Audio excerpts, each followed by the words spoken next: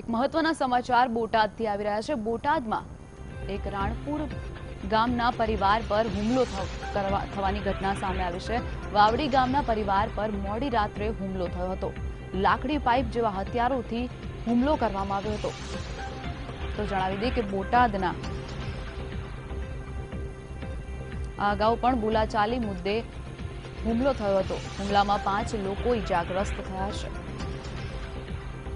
તો આ અંગે પોલીસ ફરિયાદ થતા પોલીસ હરકતમાં આવી ગઈ છે। પોલીસ દ્વારા તપાસ શરૂ કરી દેવામાં આવી છે।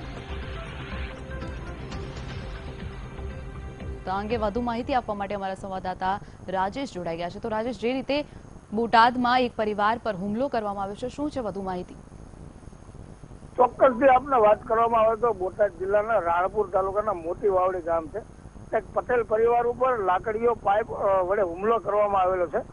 જે મામલાને લઈ 6 જેટલા લોકોને ગંભીર ઇજાઓ થઈ છે।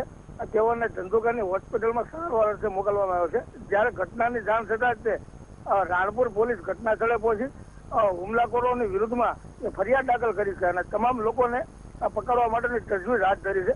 ત્યારે ઉલ્લેખનીય છે કે રાણપુર સરદાર પટેલ ગ્રુપ દ્વારા આ હુમલાના વિરોધમાં આજે એક રેલી યોજી અને વિરોધ પણ કરવામાં આવશે। જી રાજેશ, બિલકુલ સમગ્ર માહિતી બદલ આભાર।